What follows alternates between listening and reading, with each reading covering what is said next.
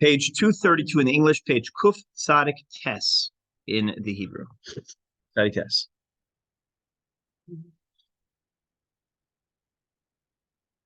Okay. Al Chorban Beis Hamikdash Anobochim. Where the destruction of the temple, we cry every day. And we've already pointed out that Shabbat or Shabbos is like the Beis Hamikdash in that sense. And Beis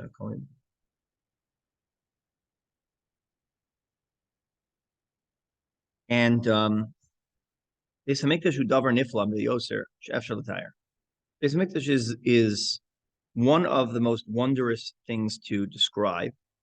Beis Hashem kemo adam shaviv ashir chacham af rofei mumche, person who's say their father is very wealthy, or a baki, an expert who's a rofei mumche, an expert doctor, ubekochel liftor avuro et kol avayot.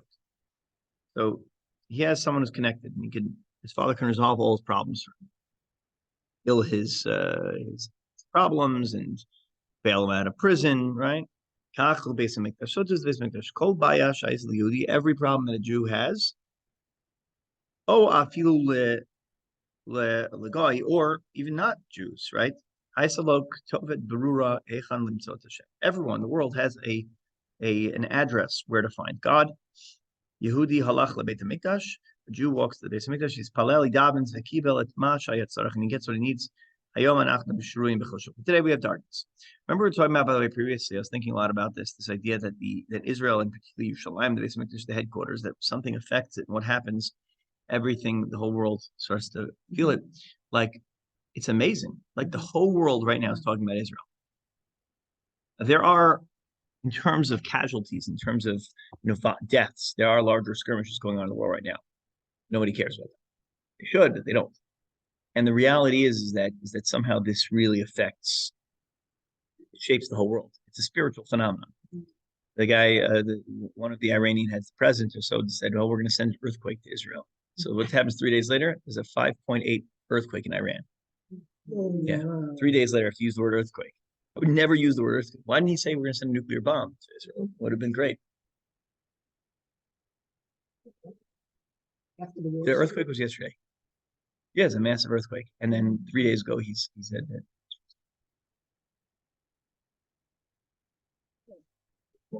That he's not going to say that again. No, I mean, they're arrogant and they're foolish, but it's fantastic. I'm hoping that it caught some of the reactors. I kept seeing reports 5.1, 5.5, 5.8, 6.1. I kept seeing the reports so large. I don't know whose version of this was accurate, but yeah, that's certainly is a wonderful part. But so we have this idea of a spiritual headquarters, the Beis Hamikdash. Without it, there's darkness, right? We don't have the temple. We have Yerushalayim, we have Eretz Yisrael. We don't have the full binyan. Binay, im haya ba lakan adam va'omer yesh li hafta'a bishvilchem. If a person would come here and say, I have HaMashiach ba Beis Hamikdash kayam, right? So the person says, guess what? Good news, right? Guess what's happening? Mashiach is coming. So if Imhailamat he's a little bit intelligent, Hainu Yotzim Yad, Otzer Monit, you would call a cab and Osim Bishi, Hamahirat Lishalim, you go directly to Yerushalayim, because you find out that what? That Mashiach's here. Where are you going to go? You're going to go to Yerushalayim. Davar Ko Nifla Beis Hamikdash Misparach Shuv Chai Tanu. Right? If you found out that it was still here, the first thing you would do is you would head straight for Yerushalayim. That's why there are more people trying to get into Israel right now than there are out of Israel. Yeah. Something's happening, right? Avosai Ani Omer Lachem, he's speaking to his students, here is reported. Yesh Lano Beit Hamikdash. Kan, we have a Beis Hamikdash. We have a Shabbos. We have a Beis Hamikdash Bizman, a sanctuary in time, as Heschel would put it. Tamid Itano, it's always with us. Shabbos Kodesh, Shabbos comes in a certain form, a certain component of the temple. Ma'osim, what do we do? Rak davar echad. Zachor Yom Shabbos Kodesh. So remember the Shabbos to sanctify it. Heda Shabbos Hayom Tavin Shemeshech Kol Yom HaShabbos Ata Mechitzas L'Shoshim. That every day you're in the mechitza of God. Im Adam Lo Yodesh Yesh Lo Abba Ashir. If you don't know that you have a wealthy father, U'alul Lachayot Shiv'im Shana Mibli Shinatzel Kosher Lo. If you had no idea what you had, if you don't know about the treasure you own, you're going to live a whole life and not even use it. What a shame, right? Imagine all along I had this and I had no idea. I just found out. We just found out that in my parents' house we had a letter from my grandmother, worked in the Manhattan Project, signed by Einstein. Yeah, and like we found out, wow, we didn't even know this was here. So we went back. I told my kids about it, and all they wanted to do was see it. Sorry. Yeah, he was trying to appeal for money, saying nobody, nuclear power, it's great, it's safe, it's here. We need, we need to research it further. And if you know people, please send money. Okay. Anyway, we don't have to understand the Shabbos to approach, to grab Shabbos, take hold of it.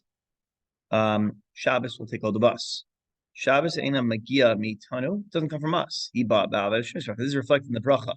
The blessing we say at Musaf is, or at Kiddush, is Mekadesh as a Shabbos. God, you consecrate the Shabbos. What do we say on Yontif? Yisrael Vazmanim. You make us holy, and we make the times holy when we do Kishachosh Al Pi Re'iyah. We look testimony, right? We sanctify the new moon. We make the Zmanim holy, but God makes the Shabbos. So when it's a Shabbos Yontif, we say Mekadesh Yisrael Mekadesh Shabbos Yisrael Vazmanim. You sanctify the Shabbos, and you make us holy, and we make the Zmanim holy. The Shabbos is not our doing. We don't create the Shabbos. Shabbos becomes holy to us. Im navin shayom Shabbos lo nechalel osa b'meshach hazman nekabel hargasha nifla shel Shabbos hizu matan l'chol yehudi. If you just have to understand what you have, we have to just appreciate the gift that we've already been given. Alenu lahamin shekoma shekara ad achshav kishmis rach sim lechavod Shabbos. When you get ready for Shabbos, that's the mitzvah of Kavod Shabbos. Mitzvah of Kavod Shabbos is performed when you prepare, when you wash, when you take a haircut, right? Clip your nails, polish your shoes. All those things are Kavod Shabbos. So when we engage in Kavod Shabbos, Misrach, Simla Kavod Shabbos, Kol Nishtaf. Everything's washed. Nichtasim Lebeso, Shokadosh Baruch Hu Makam Chivuk. We enter the house of God and we receive a smile. Not because we deserve it, because we've arrived in the house of God.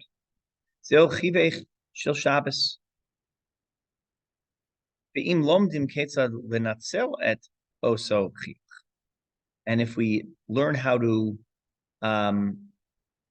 hold on to it, to take advantage of it, with intent, all of our problems will be resolved. We had this. Those anyone here was here on Friday night davening? I guess everyone kind of knew we were going to have a massive krabach davening. I don't know how it got out there. We told 3 people, and we must have had 400 people. We brought all the sanctions together, and on both sides of the mechitza was dancing, and there was a whole ring around the shul, and it was really powerful. I don't know what it was. Obviously, it's the news, but the point is that if we do have the ability to be in the moment, you're not going to be looking at your watch. Someone said to me last night, someone who cannot stand long davening said to me, he could have gone on for 2 hours. He didn't care. Didn't matter.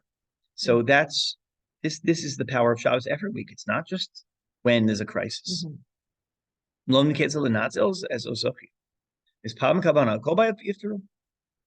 going to feel any anxiety, any problems anymore. As we did in the temple. In other words, just as Shabbos is a mikdash of Zman, and the mikdash would have that ability to resolve all your problems. If you would have showed up there, you would have said, okay, nothing else matters. I'm in Disneyland right now. Right? So it's also something that's accessible every week to us. There's a time in the calendar every week that there are no problems. And that's a mentality that we have to try to capture. Yeah. Granted to you what you asked. Well, this is where we ran into a problem. Why the physical structure of Beis Hamikdash had to be destroyed according to the Medrash because we were too reliant upon the mistake and carbon fix it. And God said, we can't go on like this. You can't last like that. You're right. It does work, but we can't last. So Hashem had to eliminate it. Right? Right? People just. Yeah. Every carbon you bring, you bring it, right? Either people didn't bring the carbonos or they were relying upon it too much, and that was a mistake. And so, yeah, I'll well, all I got to do, if I invest my money illicitly or I do business on Shabbos, but I make millions of dollars, and then I just bring a cow, it's fine, it's worth it. It's part of the cost of living. It's like paying a tax. It's like making a donation and then cleansing your name. So God said, "That's Adkan. Lama li rov zilchechem yomar Hashem. I don't want your karbanot. It's not what I want." And so the dynamic broke. But we do have that a little bit on Shabbos. Mentality of all my problems are resolved for now. This time, if I could stay here, life is good. Right?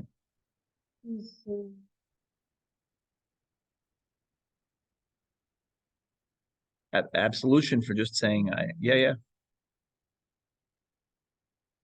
Right. Something that all this stuff with transmission. That's why, and most of the things.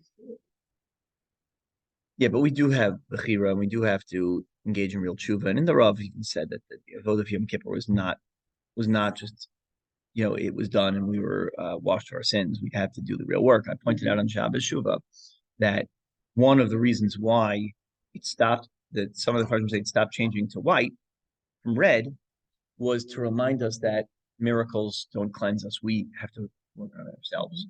You don't just have a sign like that. Okay.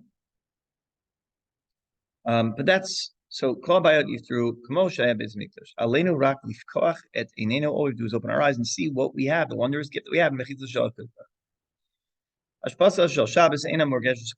Now, the influence of Shabbos is not felt, not experienced in the outside. Now, once we've experienced and faced Shabbos, the greatness of it, how is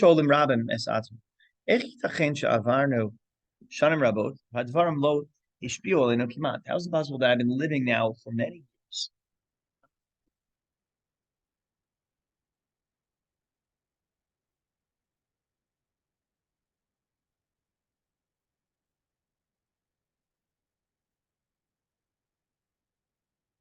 Here, over a little bit. Okay. All right. Okay, it's fine. That's good. Here, come over. So how is it possible that I could be experiencing this for many years and that I'm not a changed person due to my Shabbos observance? Person goes to the doctor.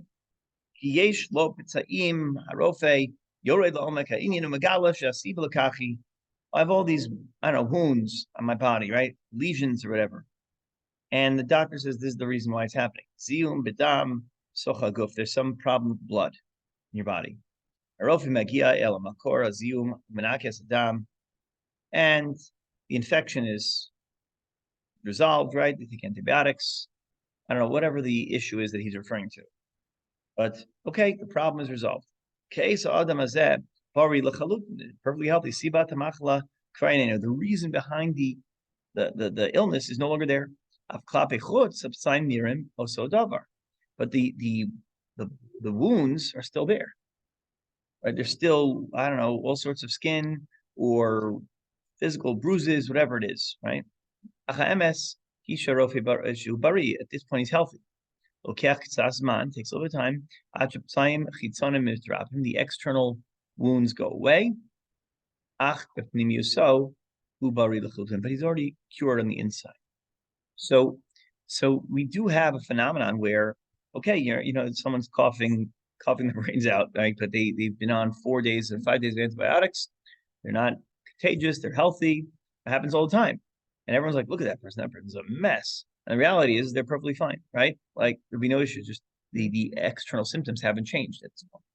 Same thing he's saying with the temple. Temple is the internal cure. internal purity, the real problems, the root of the issue that we have to resolve. I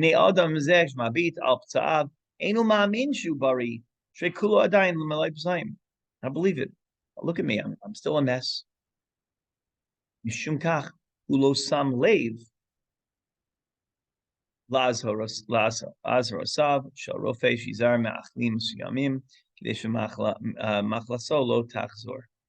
What happens? He doesn't pay attention to the warnings from the doctor. Stay away from fatty foods or whatever it is you're eating. I'm still sick. What do I have to lose? That's an interesting thing that people think. I guess I don't feel right. I still have, person, I don't know, injures their leg and still is right.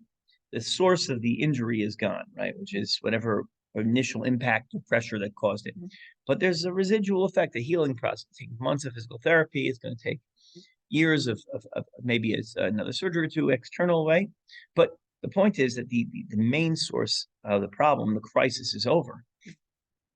And now, okay, well, I have nothing to lose, so I might as well, eat like crazy and put as much weight as possible on my knee. And then what happens is the problem comes back. The issue returns. So Shabbos Yapiska Shalayam Kedoshim. It is the corner, is the central hub of holy days. We continue afterwards to regular life on the whole after Shabbos. Kind of roim rock as a chitzonis because we see the outside. Nothing's changed. Same person, same food. Is the inside. I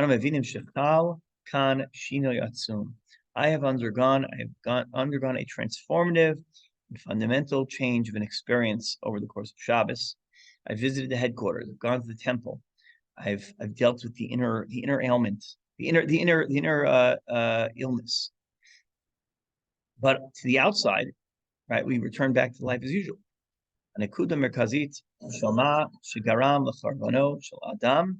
What causes a person to be destroyed, or the temple to be destroyed, or their life? Right? We talked about it, sins, averos. We talked about a person who sins and then goes to the temple and tries to fix it, the band-aid. Right? I go to the doctor, they fix it, and I'm going to go back and eat my fatty foods again. So what causes the illness? The doctor? No. Is it the medicine that you took to deal with to deal with the blood pressure? No. It's the fact that you put your body in that situation in the first place, right? Mm-hmm. So a person performs the Averos, he's Rapos, the Gamma Shabbos, there's nothing.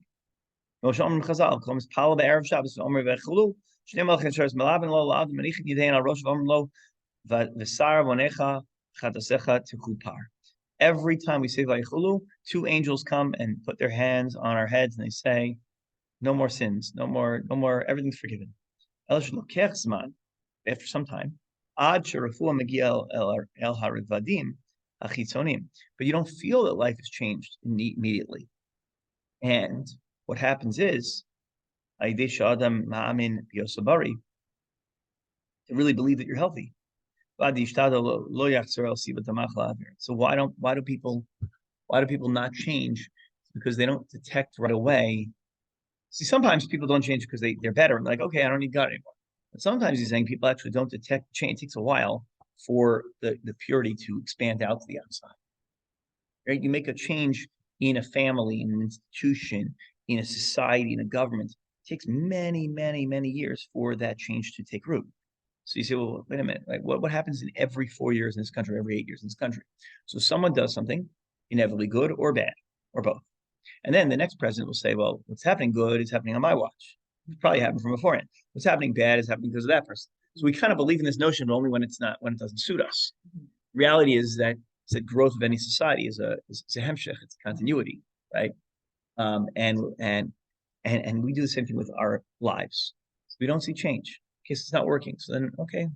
So I guess that I don't really have the power of Shabbos. I don't really have mitzvahs. It doesn't really do anything for me. Because look, I'm not any different. But he's suggesting that if we give it time, you'll see that you'll become a Shabbos Jew. Derech mashal adam b'Shabbos mekabel check mole b'kedusha v'tara. Every Shabbos we receive a check. Ela shekiyadu, a check tzrichim liftos. First you have to bring it to the bank. Im lo podim check, hu lo shave shom davar. If you don't bring it to the bank, it's worthless. Adam shemevin, a person who understands, pod is a check hazeh gam l'chitzonis. He's going to cash it even on the outside. Gam l'maisim l'chayom hayom. It will change his actions every day. Adam maskil mishtamish be'ora panimi gam l'maisim l'chitzonim shelo. Aleinu l'maheh. So I think what he's saying is, if someone wrote you a large check, even before you cashed it, you already start acting like a rich person, right? I have it; it's in my hands, right? And someone who doesn't believe in the power of that check says, "No, I doesn't do anything until I put it in my bank." The truth is that unless you have to trust the person who's giving it to you, you trust the person who gave it to you, right? Like if you got your tax receipt and it was helpful, your tax refund, and it was actually really good for you this year, you'd probably change your mood and attitude towards certain finances immediately upon receiving it, not when you put it back, because you trust the government's money. It's good. It's good. Trust at least it's going to cash in now. Maybe not in 30 years, but who knows? So it all boils down to trust. My 9-year-old wrote you a check, you probably wouldn't cash it. Someone once played it was like a $30 billion lottery or something. Only sure they wrote me a check for $7 million. Price of the shul. And so he said to me, cash it when when I win afterwards. I said I have to cash it first. It doesn't work. The amounts doesn't work. But I waited. I still have the check as a reminder. So anyway, but you believe it. It would affect your actions. And we should hurry up. How do you quickly pay it in, redeem it? Maybe it's going to be outdated, post-dated at some point, or outdated. Hashem Ya'azrenu shenatzliach lishmor al kinyanim shezochim anu lehem Shabbos Kodesh. Hashem should help us preserve the sanctity that we experience. So when you visit the temple, this is not a Disneyland. It's only magical there. The whole world is affected by the Beis Hamikdash. When you visit a Shabbos, the whole life is affected by it. All the Zman is affected by it. But we have to have the nemanos that it really has that power. And you might not see it right away. You might not see the change in your life. Any positive change you make, you might not see the impact immediately. So that's not reason to give up on it, right? It takes a while. And what's amazing about this insight is that every part of nature and supernatural world, the physical and spiritual world, works the same way. Just as there's physical healing and there's a process, spiritual healing is the same thing. There's also a process. And destruction, by the way, is immediate across the board. Physical destruction is an immediate process, right? You can immediately hurt yourself by doing the wrong thing, by eating the wrong thing, by taking the wrong drug, by whatever it is. You can't immediately heal yourself. It takes a long time. So all negative things, aferos, almost have an immediate impact on who you are as a person. And right away, you'll see a change in your life. Now, sometimes you won't, but you probably will. There is another idea. Some people say that if you look at the Mamre Sinai, Hashem says, if you accept the Torah good, mutavim lo, sham take v'raschem, this will be your death. So everyone darshan sham means over there. It just said potek v'raschem. Here will be your death. I'm going to drop the mountain. Sham means well, maybe you'll be fine, but you won't go to shul, but you put a tefillin on. So maybe your kids won't put on tefillin, and maybe they won't know what their kids won't even know what tefillin is. Sham will be down generations later. So there is a cyclical effect. There's nature that it does devolve over time, but generally speaking, harmful things immediately impact your well-being, whereas good things take time to flower, to develop. That's been my experience. And he's saying it's a spiritual and a physical thing. It's not just... Okay. All right, shall we go on to the next chapter? Start, right? You do an Avera, right away you start. That's the difference. There's an immediate impact to an Avera, I think. They don't. Okay, showcase is a different story, right? Awareness. When they're I think no, I think that Avera is all linked into there's a physical component to Avera, I think. Meaning the just on a physical component, bad things for your body are pleasure oriented, right? Like food, unhealthy food, etc. I think spiritual also maladies are also pleasure triggers. I think that we're designed to feel the impact of it right away. That's my theory. I don't know. I don't think it's very hard to feel the satisfaction from good things immediately, unless you've trained yourself over time to enjoy giving to people, to enjoy spiritual. So the reason why most people enjoy singing Zmiros is not because it's singing Shevach Ladat Hashem. It's because music is pretty and music is enjoyable. That's why. Right? But if you have like a holy chazan, who doesn't have the best voice, it's the holiest person, and you still enjoy it. That's a test that sort of stripped it of the physical component. I don't know. These are just some theories that I have. They're not. They're just based on my own experiences. Years of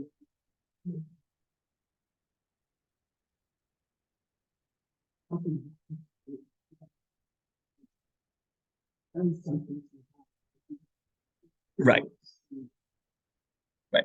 But there was the immediate. I guess what I was tapping into is yes, there's a long term negative effect, but there's an immediate enjoyment that happens. I think anything that's not good for you physically or spiritually is going to be good, feel good in the moment, temporary. And he's saying the Shabbos and the Mikdash are permanent, but it takes a while to develop, so you're not going to experience it right away. But there's always a motivator right away for negative effects. Think about Lashon Hara, right? It's so good to tell Lashon Hara in the moment, right? You're going to get a laugh, you're going to get revenge, you're going to knock someone down who deserves it, right? Because who the heck do they think they are? And it's a fleeting good feeling. Whereas withholding lashon hara hurts in the moment, and the outside, right? You pins and needles, but the lasting effect, if you can sit on that, is actually greater long term. And so, good things immediately don't reward you, but reward you later on. And that's even in this world. We don't even know what it's going to be like in the next world. You can go down the list. Think about any of the struggles that you have, vices that you've had. It works the same way. To know that you didn't. There's a great story that Shlomo Carlebach tells about a person who I'm trying to remember his name, but his name is Moshe, right? Their old name is Ankelo, right? And one of the Hasidic rabbis passed by his home and he saw there was a giant party going on, invited over all the schleppers and all the outcasts and having a huge party, giving her l'chaim. And so he said, "So what's the occasion?" So he went and told the story that so once upon a time he was really hurting financially, and his wife was saying we don't have food, and his kids are complaining they're clothing, and they don't have the latest version of Madden and all the things the typical like normal necessities of life. And Madden is a football video game. It's not good enough to have 2023. You need 2024. Challenge on the cover.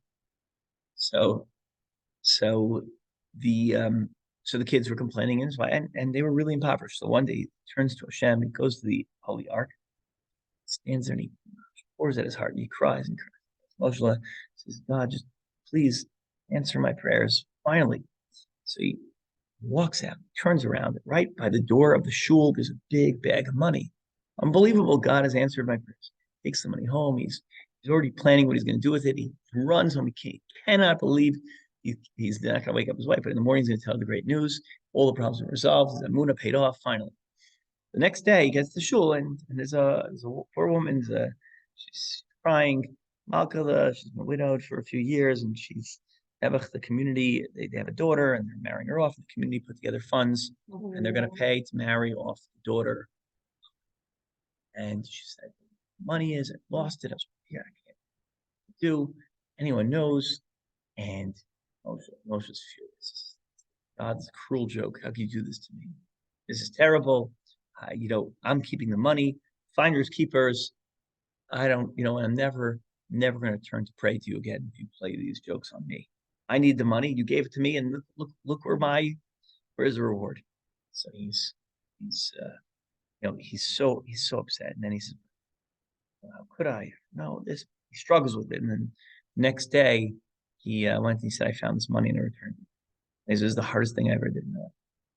And my family suffered for years. And finally things picked up, but it took a long time. So Sisha Rebbe said, so Moshe, what are we doing here? He says, today is the anniversary of the day I gave the money back. And I have a suit every year. Hardest thing in the world to do does not pay off immediately. It's a challenge. So I'll find the names of the story, but that's the story. The names don't matter, but that's the tale. Yeah. Okay.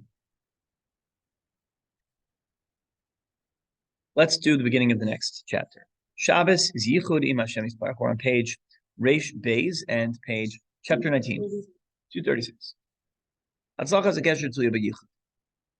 So there is an expression in Shir Hashirim, Perechas, Mayim Rabim lo yuchlu achavos za'ava v'haros lo yishtafua im yitain ish kol hon beso ba'ava boz yavozu lo. Abundant waters will not extinguish the love, and great rivers will not wash it away. If a person was im yitain ish et kol hon beito be'ava boz yavozu lo, the person would, I guess, all of his wealth, right, would be given be'ava.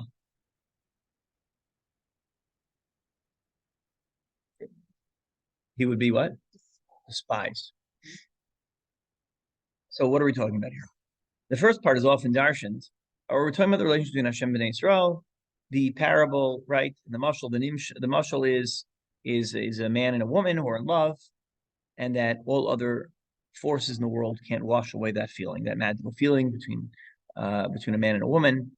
But on the parable level, it's Hashem and Bnei Yisrael, right? That if you're madly in love with God, then nothing else matters, and you have that's all the joy you need.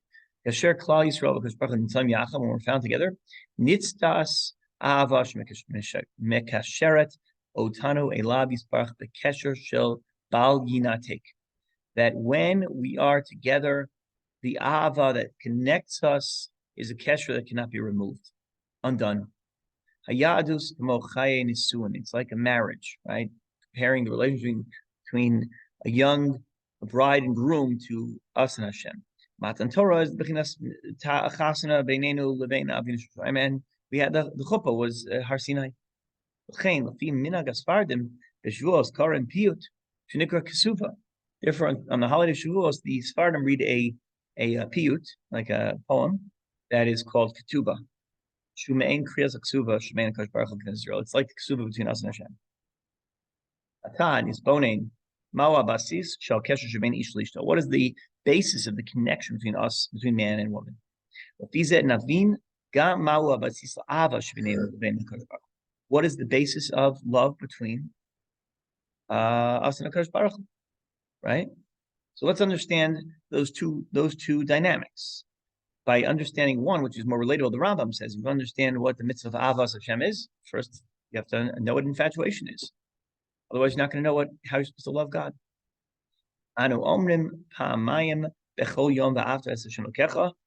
That's the Meser Hasheni. Acha Meser Rishon Hu Shema Yisrael Shem Elokeinu Hashem Echad Yichud Hashem. That how do you get to Avta Hashem Shem lokecha? You have to first start with Hashem Echad, the oneness of God, the unity, the oneness of Hashem and Elokeinu. The basis of the kesher hadadi hu shekol echad hu yachid miuchad etzel hasheni ve'ein echad milvado sheyesh yichud behemshech bo gam ha'av. The basis of this connection is that everyone is Yachid umyuchad by the other. No one's alone. When there's oneness, that's where love comes. Where no person in a relationship feels alone. That's vital. If you ever feel like your needs aren't met, or you're alone in operating by yourself, you don't have a partner, that's not Av. Saying, yeah, what is the translation?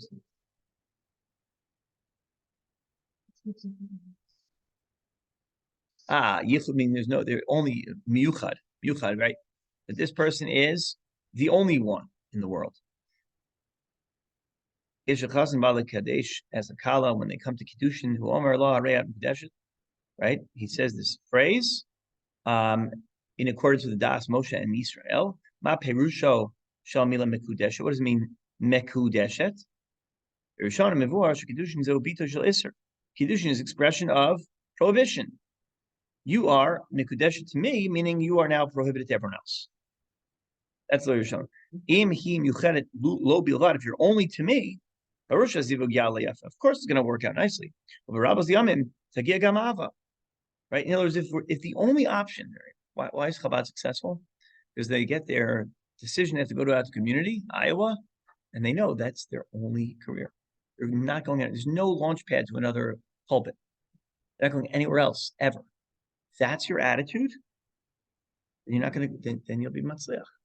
I remember, times that I was like wavering. Okay, what do I do? But I always thought like, this is my place. Like, I think it's 18 years. I feel like that way. Like I always felt like I'm going to make it work. All the problems and all the warts and all the issues, you make it work. If it's the only thing, you're going to make it work, right? That's the secret. They say to Chabad. They go to a community, and this is their whole thing, right? And that it says is an essential component of relationships. What does it mean? You're no one else. There is no one else. No one for you. No one for me. Birabos yamim tagias ha'ava. I mean, a man can marry many women, but okay. Habayos mitchilos until that was prohibited, right? But if you're only for me, and you're only for me, and you're only for me. Once upon a time, after polygamy was outlawed by Rabbeinu Gershon. Habayos matchilos pesha she'enei ha'ish o ha'isha mabitim tzida as Rahman Atzlana kol nigmar. So problems begin when a person's eyes look to the side; they look elsewhere. Yeah. Kach tzarich liot mabatenu al kesher shebeinu lebein hashakar. So too, our relationship with God has to be like that. Yicholam analios mechuorim ach imanachnim mityachtim. We could be ugly, means spiritually. Harei shechayim imo. Behold, we live with him. It's a beautiful wedding. You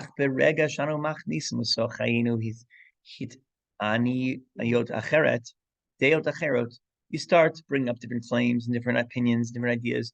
Then there's a problem.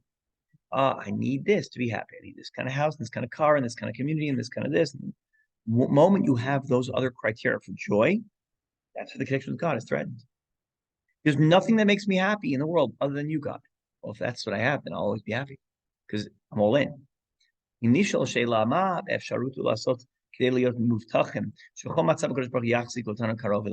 do you make sure God is always close to you in every situation? How much Torah how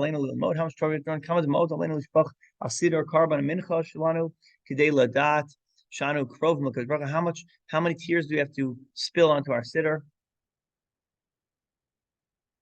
MS.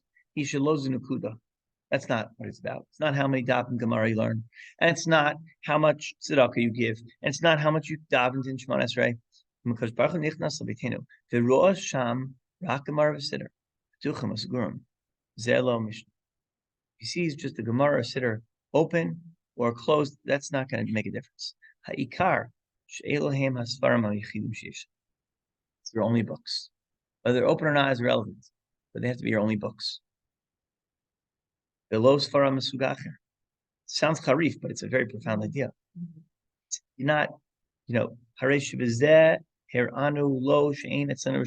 There is nothing else that's taking hold of my mind and my imagination and my dreams, my hopes. Zuya haruva yechida l'kiyum l'kesher. So keep it alive. Zuya eitz nifla. Lidnateg meitonim mechlit kashoret. Disconnect from the other things. He's saying the papers and the devices. Achon nituk zeh tzidenu adayin lo yitin lanu gadlus. Yesher l'gadol malay l'hakshiv l'radio lo l'kro iton o lo l'istake v'chol magazinim of natiyim, some about magazines and things like that. Ach beofen gesehen has misurim mekudoshim l'kadosh baruch hu. So he's talking about the power of separating from that which is mundane and unholy. And what that does, that signals to God that there's only one for me. It's true, not every day is a wedding day, but there's no one else. Alinu Lamar Samila Echad. So once we start with the Shema Yisrael Hashem Echad is one, then you have Hashem Lokecha. Right? How do you get there? Ava is the byproduct of yichud, of oneness with God, exclusivity. Okay, so we'll continue with this, page Reish Gimel, and in English, 38.